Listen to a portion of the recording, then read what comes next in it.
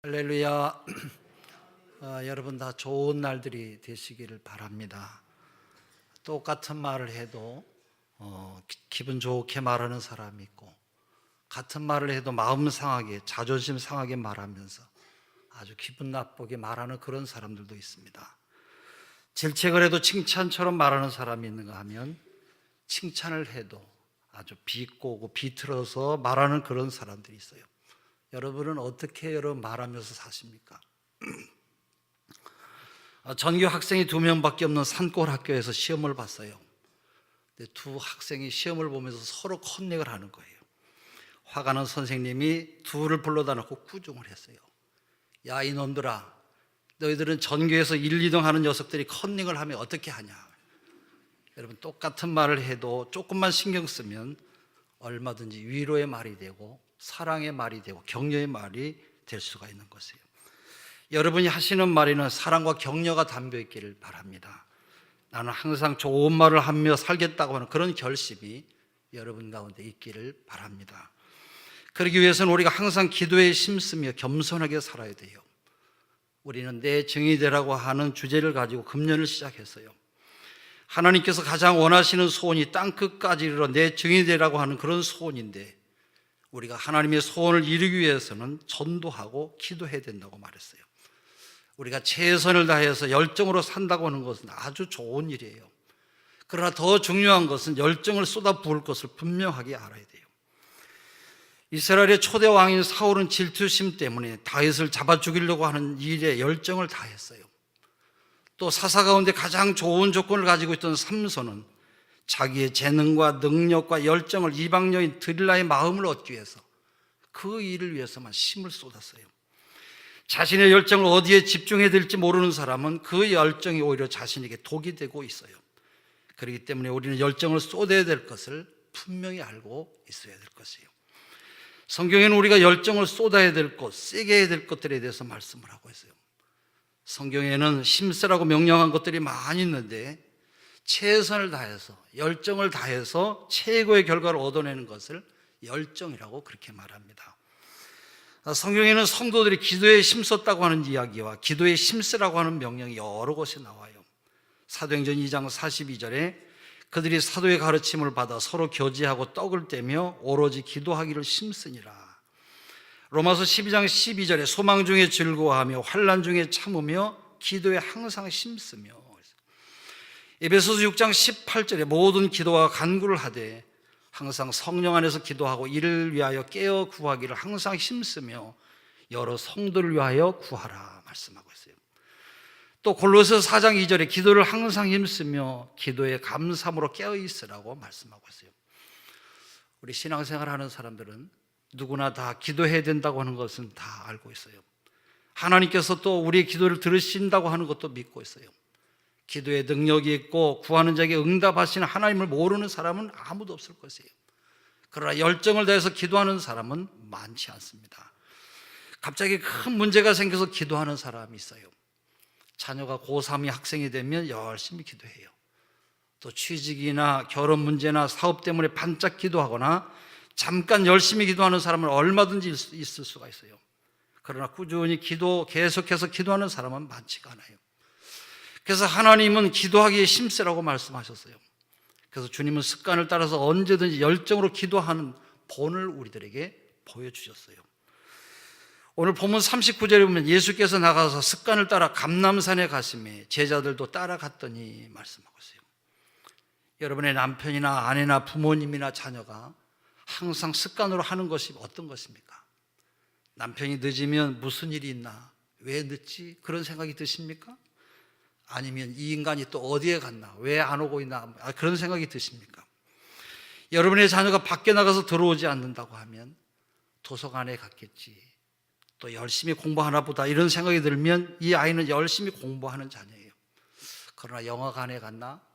아니면 또 PC방에 갔나? 이런 생각이 들면 그 아이는 늘 습관처럼 영화 보고 게임을 하는 그런 아이예요. 습관을 여러 번 되풀이함으로 저절로 익혀지고 굳어지는 행동이 바로 습관이에요. 그래서 한번 들여진 습관은 고치기가 어려운 것이에요. 바로 습관은 자동으로 나오는 우리의 행동입니다. 익숙해져 있기 때문에 하던 대로 그대로 하는 것이에요. 습관에 따라 기도한다고 하는 것은 어디에 가서 앉든지 냉수 한 잔을 마시려고 해도, 무슨 일을 시작하려고 할 때도 언제든지 기도하는 사람이죠. 잠에서 깨어나도 잠자리에 들어도 자동으로 기도하는 그런 사람이에요. 여러분 모두가 다 이런 사람들이 되시기를 바랍니다. 여러 목사님과 장로님들이 앉아서 식사를 하기 전에 장로님 한 분이 대표 기도를 했어요. 수저를 들면서. 그런데 또 기도하는 분이 있어요. 이것은 습관이, 기도하는 것이 습관이 되어 있기 때문에 그래요. 물론 안 하는 것보다 하는 것이 훨씬 낫지요. 물론 형식화된 것은 문제가 있습니다만 기도의 습관이 되는 것은 좋은 일이에요. 열정적으로 무슨 일을 한다고 하는 것은 매우 귀중한 일입니다. 그러나 그보다 더 중요한 것은 반복되는 일이라도 계속해서 쭉 잘하는 것이 중요해요. 우리가 기도도 역시 마찬가지예요. 한번 열을 내서 기도할 수 있어요. 그러나 계속해서 잘하지 않는 것, 잠깐 잘하는 것을 열정이라고 말하지는 않습니다. 골로새 4장 2절에 기도를 계속하고 기도에 감사함으로 깨어있으라 말씀했어요. 우리가 기도에 힘쓰고 열정을 다한다고 하는 말은 계속해서 꾸준히 늘 기도하는 습관을 가지는 것을 말하는 것이에요. 여러분 늘 기도하며 사시기를 주의 이름으로 축원합니다. 건강 때문에 가정에서 아니면 일터에서 여러분 어려움을 만나셨습니까? 위기의 때를 넘기기 위해서 모든 것을 쏟아부으며 열정을 불태워야 될 것은 바로 기도인 것이에요. 무슨 일이든지 기도가 최고의 정답이에요. 어린아이들은 문제가 생기면 누구를 찾습니까? 먼저 엄마를 찾아요. 제 아들도 어렸을 때도 늘 엄마만 찾았어요. 어쩌다 아빠를 찾을 때가 있었습니다만 그때는 엄마가 없을 때 아빠를 찾았어요. 기도는 어린아이들이 급하면 엄마를 찾는 거하고 똑같아요. 기도는 하나님께 모든 것을 알리고 모든 것을 요청하는 것이 바로 기도예요. 모든 것을 맡기는 것이 기도인 것이에요. 본문에 나오는 예수님께서는 십자가에 곧 달려야 되는 위기에 직면했어요. 죽음을 눈앞에 둔 상황에서도 예수님은 저 습관적으로 전에 하시던 대로 기도의 장소에 가셨어요. 그리고 그 기도는 평소와 다르게 더 열정적으로 기도를 하셨어요. 그 44절에 보면 예수께서 애쓰고 힘쓰고 해서 더욱 간절히 기도하시니 땀이 땅에 떨어지는 핏방울과 같이 되더라 말씀이에요. 이 본문의 저자 누가는 예수님의 기도의 모습을 보고 힘쓰고 해서 더욱 간절히 기도했다고 그렇게 말하고 있어요. 바로 땀이 땅에 떨어지는 핏방울과 같았다고 말하고 있어요. 예수님은 최대의 위기 앞에서 자신의 모든 것을 쏟아서 기도했어요. 그리고 모든 것을 하나님께 맡겼어요. 그렇게 열정적으로 기도한 예수님께서는 십자가의 고난을 감당할 힘을 얻으셨어요. 여러분 앞에 넘지 못할 것 같은 엄청난 산이 있으십니까? 아니면 해결할 수 없을 것 같은 큰 문제들이 있으십니까? 아니면 짊어질 수 없을 것 같은 무거운 짐들이 여러분 가운데 있습니까? 이것을 감당할 수 있는 비결은 바로 기도밖에 없어요. 우리가 힘쓰고 애써서 기도해야 될 이유는 여러분 간단해요. 우리가 연약하기 때문에 그래요. 그렇기 때문에 여러분 건강하다고 큰 소리 치면 안 돼요. 날씨가 따뜻해졌다고 내복을 벗었다가 아마 다시 입은 분도 계실 것이에요. 우리는 그만큼 연약한 존재들이에요. 오늘 본문과 같은 사건을 기록한 마가복음에는 예수님이 기도하러 가시기 전에 제자들이 배신할 것인 것을 예고하셨어요. 그때 베드로는 그렇게 하지 않겠다고 큰 소리 쳤어요. 다른 사람들은 다 줄을 버릴지라도 나는 절대로 그렇지 않다고 호언장담을 했어요. 그러나 예수님께서는 내가 진실로 네게 이르노니 오늘 밤 닭이 2번 울기 전에 네가 3번 나를 부인하리라고 마가복음 14장 30절에 말씀했어요. 이 말씀을 들은 베드로와 제자들은 절대 그런 일이 없다고 그렇게 말했어요. 그러나 예수님이 붙잡히니까 베드로는 예수님을 3번 부인했고 다른 제자들은 모두가 다 도망을 쳤어요. 여러분 사람의 결심이 그런 것이에요. 확실하다고 분명하다고 틀림없다고 절대 그럴 일 없다고 말합니다만은 변하는 것이 바로 사람의 마음이에요. 자신이 한 말도 자신의 입으로 한 말도 지키지 못하는 것이 사람이에요. 그렇기 때문에 우리는 하나님의 도우심이 필요해요. 그래서 기도해야 되는 것이에요. 오늘 본문 40절에 보면 유혹에 빠지지 않게 기도하라 그렇게 말씀했어요. 유혹에 빠지지 않도록 시험에 들지 아니하도록 늘 깨어서 기도해야 돼요. 우리는 우리를 통해서 하나님의 뜻을 이루며 살아야 될 것이에요. 그러나 우리가 기도하지 아니하면 자신의 의지와 생각대로 살 수밖에 없어요. 예수님은 기도하시면서 하나님의 뜻을 구하셨어요. 우리 읽었습니다만 42절 3절을 한번 같이 읽겠습니다. 42절 3절입니다. 이르시되 아버지여 만일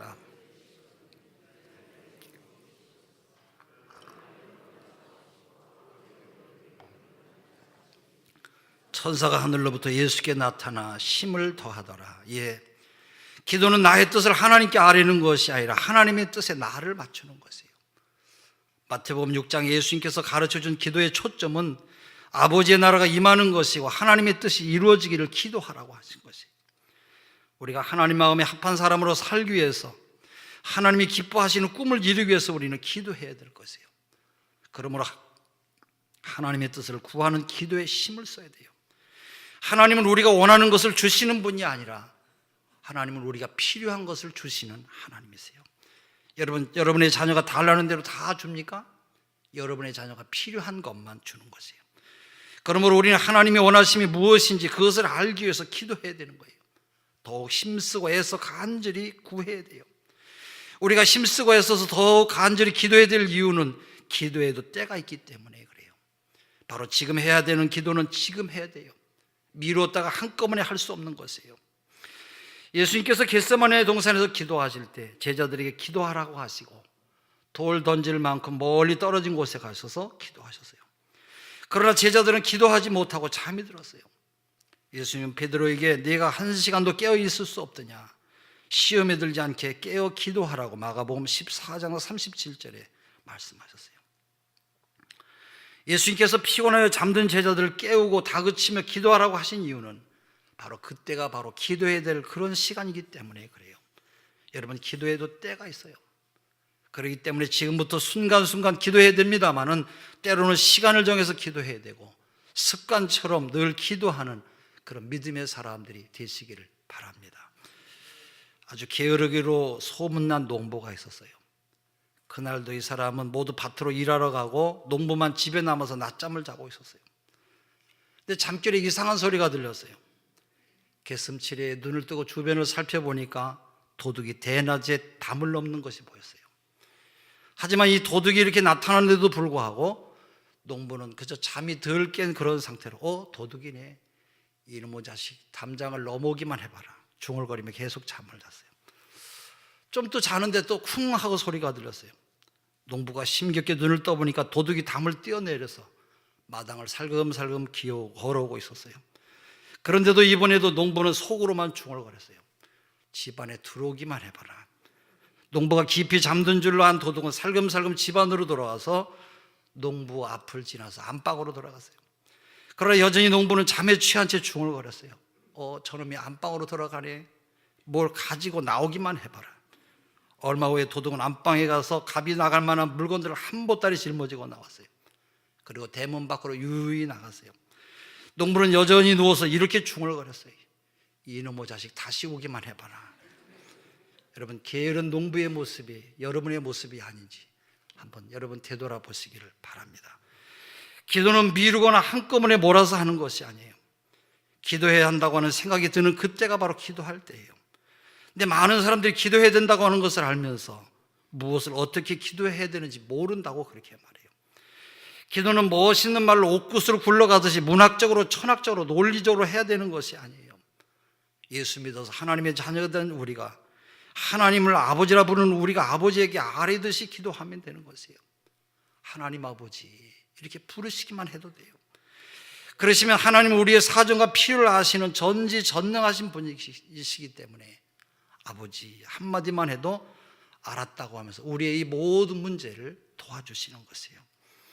그래서 대표 기도를 하는 분들도 하나님 앞에 예배를 드릴 때도 멋있게 하려고 그렇게 노력하지 말고 예배자를 위해서, 또 예배에 참석한 모든 성도들을 위해서, 예배를 통해서 하나님의 영광을 높이 드러내는 이런 일을 위해서 기도해야 돼요. 내 개인적인 감정과 사사로운 어떤 것을 가지고 성도들 앞에서 내 개인 그런 기도를 하는 것은 아주 못된 그런 일이에요. 하나님의 바른 일이 아니에요. 모든 성도들이 은혜 받고 하나님의 거룩한 영광이 예배를 통해서 크게 나타나도록 기도하는 것이 바로 하나님의 올바른 기도인 것이에요. 할렐루야. 그리고 하나님을 찬양하며 높이며 감사하시기를 바랍니다. 데살로니가전서 5장 18절에 범사에 감사하라 그랬어요. 범사에 감사하는 것이 우리를 향한 하나님의 뜻이에요. 하나님 교회를 세워주시고 부흥하게 해주시니 감사합니다. 우리가 한 일은 아무것도 없고 다만 주님께서 세워주시고 우리를 통해서 일하고 계신 것에 우리가 쓰임받고 있다고 하는 것에 대해서 하나님께 감사해야 돼요. 또한 죄를 용서받은 것에 대해서 감사해야 되고 수많은 사람 가운데 내가 구원받은 영생의 주인공이 된 것을 하나님 앞에 감사해야 돼요. 또 오늘 내가 사는 것에 대해서 감사해야 돼요.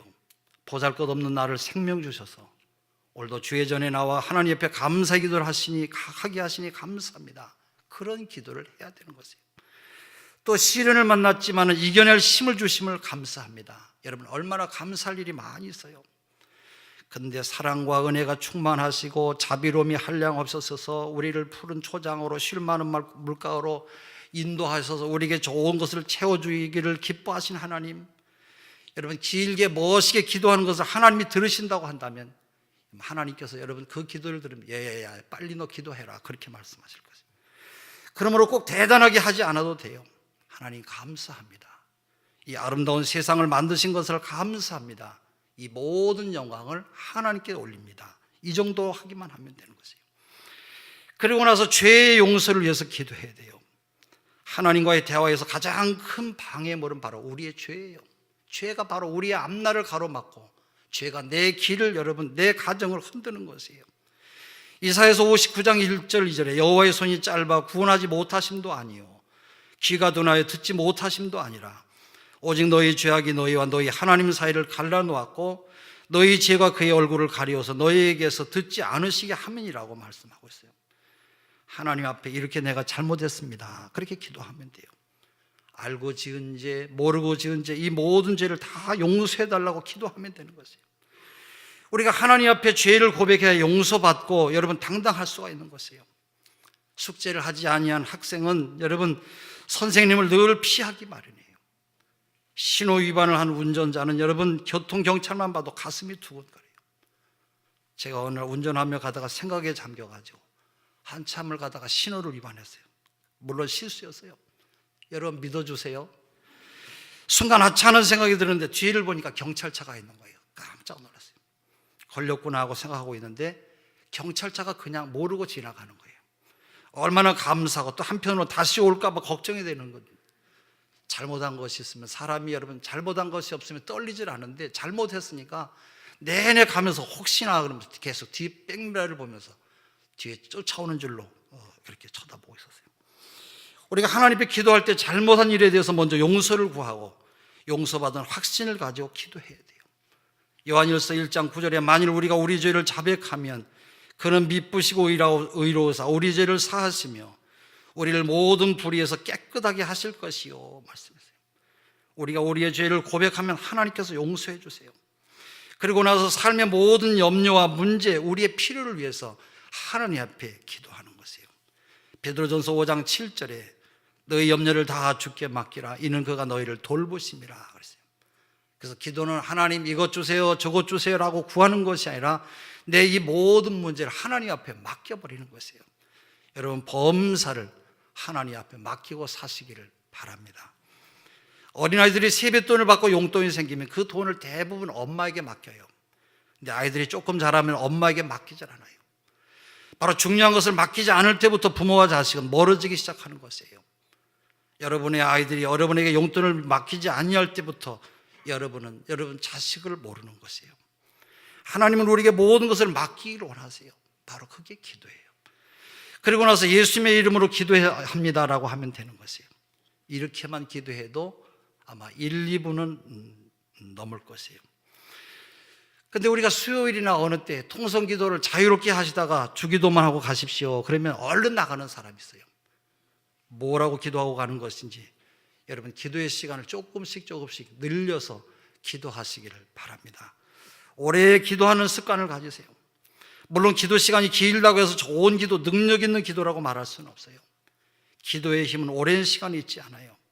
아름답고 유창한 단어에 있지 않아요. 기도의 힘은 진실함과 간절함에 있는 것이에요. 급하다고 허둥대며 바쁘게 움직이는 사람보다 하나님 앞에 엎드려 기도하고 하나님께 맡기고 한 박자 늦게 출발하는 사람이 더 빠를 수가 있어요. 믿으시기를 바랍니다. 돌처럼 강하게 움켜진 주먹보다 하나님께 기도하기 위해서 모은 손이 더 강한 것이에요. 힘들고 어렵다고 생각될 때, 그때가 바로 기도할 때예요. 바로 힘든 일, 어려운 일이 생기기 전에 우리는 하나님 앞에 기도해야 돼요. 여러분의 기도의 폭을 넓히시기를 주의 이름으로 축원합니다. 매일 자기를 위해서만 기도하지 말고 가정을 위해서, 일터를 위해서, 또 나라와 민족을 위해서, 교회를 위해서, 목회자를 위해서, 우리 교회가 하고 있는 많은 사역들을 위해서, 우리가 후원하는 선교사와 지교회를 위해서 기도하세요. 여러분, 기도의 폭을 넓히세요. 기도는 보약과 같은 것이에요. 기도는 하면 할수록 용기가 생기고 자신감이 생겨요. 그래서 어렸을 때부터 하는 것이 얼마나 중요한지 몰라요. 어렸을 때 아이들에게 보약을 먹이면 평생토록 건강하고 아프지 않듯이, 이 어렸을 때 기도의 체험을 하면은 그 자녀는 평생 동안 하나님 곁을 떠나질 않을 것이에요. 지난 가을에 특별 새벽 기도 때 우리 교회 학교 어린이들이 많이 나와서 예배를 드리고 시간마다 제가 안수 기도를 해줬는데, 어린아이들이 교회 홈페이지에 새벽 기도를 마치고 간증문을 실은 것을 보고 제가 많은 은혜를 받았어요. 이혜선 어린이는 특별 새벽 기도를 마치고 몸은 피곤했지만 마음은 편안하고 행복했다. 여러분 보세요. 초등학교 6학년이 마음이 불안했나 봐요. 마음이 평안하대요. 설교를 들으면서 나도 요새처럼 성실하고 사람들에게 인정받는 충성심과 위기관리를 가진 능력과 실력을 갖춘 소유자가 되어서 세상의 소금과 빛의 사람으로 세상을 변화시키는 믿음의 사람으로 살고 싶다고 하는 그런 간증문을 썼어요. 또 공부를 잘하게 해주셔서 사람들의 관심 가운데 살게 해주세요 기도를 드렸더니 하나님께서 응답해 주셔서 중간고사와 수학, 사고력 겨루기 돼서 우수한 성적을 거두게 되었다고 하는 그런 글을 올려놓았어요. 여러분, 어렸을 때 이런 신앙 체험은 평생토록 예수를 잘 믿는 사람으로 성장하게 될 것이에요. 평생토록 잊혀지지 않냐는 좋은 체험이지요. 또 전하경 어린이는 내가 특별 새벽 예배를 가겠다고 했더니 엄마가 7시 반만 되면 우리 보고 자라고 하셨다. 시험이 10월 18일인데 시험 공부를 시키지 않았다. 시험 걱정이 되었지만 일찍 자는 만큼 집중해서 노력을 했다. 시험이 걱정이 되었는데 시험을 아주 잘 보았다. 특별히 새벽 예배 때 목사님이 기도해 주실 때마다 감사하고 좋았다. 모든 것이 감사합니다. 여러분, 이번 특별 새벽 기도회 때도 자녀들을 다 데리고 나오세요. 예배 마친 다음에 시간마다 안수 기도를 해줄 것이고요. 한 번도 빠지지 않고 열심히 나온 애들에게는 지난번처럼 또 좋은 선물을 준비해서 주려고 해요. 이건 돈이 많아서 주는 게 아니라 우리 학생들에게 동기유발을 하고 어려서부터 정말로 예수 잘 믿는 사람으로 만들기 위해서 우리 교회가 행하는 그런 일들인 것이에요. 어떤 자매가 열심히 작정 기도를 드리고 있었어요. 이 자매는 날마다 기도를 했습니다. 하나님, 나는 신랑이 필요합니다. 결혼해야 됩니다. 좋은 남자를 보내주세요. 정말 좋은 믿음이 좋고 신앙생활을 열심히 하는 자매였는데 열심히 기도를 해도 하나님께서 도무지 남자를 보내주질 않았어요.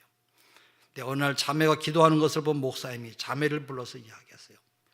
자매님의 기도는 너무 자기 자신만을 위한 이기적인 기도인 것 같아요. 자신만을 위해서 기도하기보다 부모님이나 이웃을 위해서 기도를 드리는 것이 성숙하고 하나님 옆에 더 잘 전달이 될 것입니다. 자매는 깨달음을 얻은지 그 다음 날부터 기도의 내용을 바꿨어요. 하나님, 저희 사랑하는 부모님께 정말로 좋은 사이가 필요합니다. 부디 저희 부모님들을 위해서 그 은사하고 좋은 사이를 보내주십시오. 기도의 폭을 넓히기는 했는데 결국 자기만을 위한 그런 기도였어요. 여러분, 기도의 폭을 넓히셔서 날마다 그 기도가 여러분 속에 늘 응답되시기를 주의 이름으로 축원합니다. 우리가 기도한다고 해도 힘들고 어려운 일이 있어요. 꿈을 품고 열정으로 살고자 했지만 세상이 그렇게 만만하고 쉽지가 않아요. 내가 가려고 하는 길을 막아서는 장애가 있어요. 마귀는 우리를 편안하게 가만히 가도록 내버려 두질 않아요. 우리에게는 큰 산과 같은 장애물이 있어요.